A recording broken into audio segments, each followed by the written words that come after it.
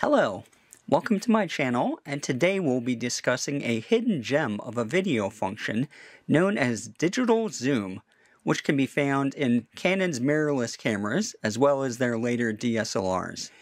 If you want to dive right into the footage comparisons, click on the relevant chapters down in the chapter bar or look in the description for the timestamps. Otherwise, let's talk more about what exactly this feature is, where you can find it, and how to activate it. For a lot of people, the term digital zoom probably brings to mind a common marketing gimmick back in the heyday of point-and-shoots. You might imagine highly pixelated crops, and maybe even remember the disappointment when you first tried to zoom in to a distant object with your shiny new 20 times digital zoom camera. However, this video feature I am referring to, at least in the form in which you can find it in some of Canon's interchangeable lens cameras, such as this EOS R7, was anything but disappointment.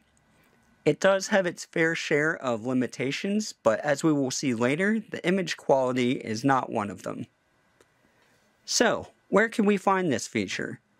On the Canon's later R series, such as the R7 or R10, this can be enabled from the first page of the first tab of the first menu, while in the dedicated video mode.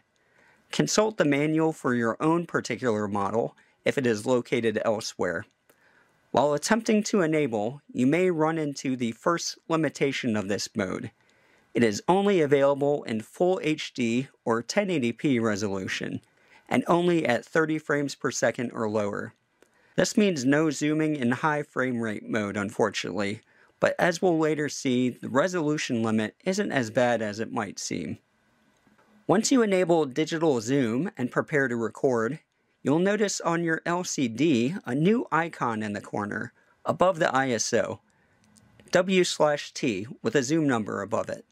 Pressing this icon will bring up an arrowed scale, which will allow you to zoom in or out as much as 10 times your original view. If you find the extra button press to activate the zoom scale annoying, you can also reprogram the up and down directional buttons on your quick pad to digital zoom, which will allow you to skip that extra step. This mode does have more limitations, unfortunately. Subject detection is completely disabled, as is any level of digital stabilization. The autofocus point is limited to a single medium-sized square, and creative filters are out too.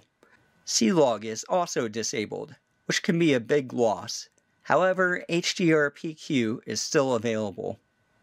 Another annoyance is that you manually have to disable digital zoom first before you can even select high frame rate or 4K video modes, and you have to manually enable it again to go back to the zoom, which is a complete deal breaker if you need to switch video modes quickly. You can work around this easily if your camera has multiple customizable dials that can be configured for video, such as seen as this R7, but those that don't and the R10 are out of luck. Since the camera is doing some processing while in digital zoom mode, it also gets hotter than normal. The R10 flashes a warning screen on this when you enable it, and even my R7 showed a heat meter after extended use in this mode, something I hadn't ever seen in a year of using it. So with all these limitations and extra stressors on the camera, is this mode even worth it? Let's finally find out with a series of tests comparing digital zoom to post-process equivalent crops from various 4K video modes. Now before we actually start, note that this video has been rendered in 4K 30, but no AI upscaling or any similar technology has been used to make the full HD footage look sharper. I highly suggest you set this video to 4K quality now if you haven't already, so you can make a full comparison. Hit the pause button if you need more time to see individual frames. Unless otherwise specified, all of the following clips have been filmed on the Canon R7 with the RF 24mm f1.8 STM Macro prime lens, the sharpest lens I own. These clips were filmed in manual mode at 1/60th shutter speed, f2.8, and ISO 800. standard footage, not C-Log or HDR-PQ, auto white balance, landscape picture style, auto lighting optimizer off, and both lens and digital stabilization off. IPB mode is full, not light. In the first clip here, we will go through each full number magnification of the digital zoom.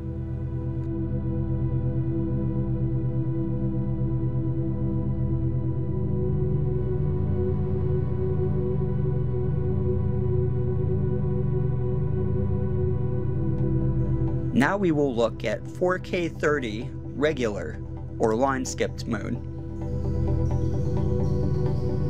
Now we move on to the high quality oversampled 4K 30 fine mode. Finally, the 1:1 sensor crop 4K 60 crop mode.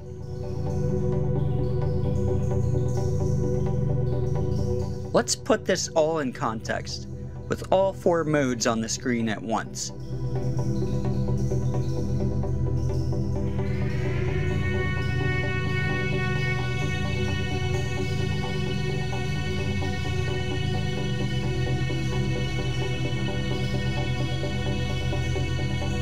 As a bonus, here's Canon's digital zoom mode as compared to an iPhone 12 Pro Max's 4K 30 footage. So what's the verdict here? Those of you who were able to see this footage up on a nice big 4K screen have probably come to your own conclusions, but I'll highlight some observations here. For starters, at one-time zoom, all 4K footage beats out the 1080p, which should come as no surprise, with the 4K fine the clear winner. At two-time zoom equivalent, 4K regular is looking pretty fuzzy, while the cropped 4K fine is still holding up favorably. 4K 60 crop, however, is the razor-sharp winner this round. At three-time zoom, 4K regular has been left far behind, while 4K fine is looking a little fuzzy. 4K 60 crop is still ahead, but less so. At four-time zoom, 4K fine is now clearly behind, and 4K regular is just awful. 4K 60 remains a slight noise edge over the 1080p zoom in my opinion, but they're pretty comparable. From 5 to 8 times zoom, the 4K 60 crop gets progressively worse than the 1080p zoom, but not nearly as much worse as the other 4K modes did.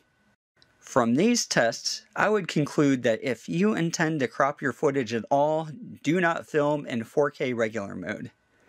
If you intend to crop your footage equivalent of 3 times zoom or more, either the 1080p digital zoom or 4K 60 crop are the way to go.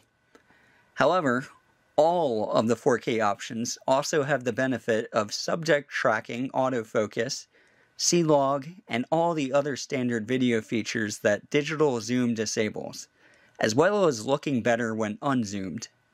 This does not mean that digital zoom does not have its place. For starters, the file sizes are considerably smaller than its competitors here for comparable image quality, which is an immense advantage with both storage and video editing. The zoom is quite smooth and also will allow to ensure a proper focus in real time on your smaller subjects, rather than finding out that they aren't while cropping in post. It's not a tool for everyone or every situation, but it's a mode I'm glad is present on these cameras and intend to use on occasion in the future. But what about optical zoom? How does the digital zoom fare against it? One might think that optical zoom will easily win, but most zoom lenses have sweet spots, and many have variable apertures. Might it be beneficial to digitally zoom from the sharpest, brightest focal range? We have here the Canon RFS 18 to 45mm f4.5 to 6.3, a low-cost kit lens that comes with the R100, R50, and R10. We're digitally zooming in from 18mm and f4.5 and comparing to an equivalent optical zoom to this lens's maximum. ISO is 3200. As you could see, the variable aperture resulted in increasingly darker footage for the optical zoom. However, the details remained as sharp or sharper than our digital zoom. In particular, noise was much less noticeable in the optical zoom, although once we had to make our first crop to match the 3x zoom, the image quality fell apart. While there are some advantages to using the digital zoom in this scenario, it's clear that even for a cheap kit lens such as this, it's not a replacement to moving that glass closer. I hope you enjoyed the video and perhaps discovered a new useful tool for your own Canon filmed videos. If you did enjoy, please consider liking, commenting, and subscribing.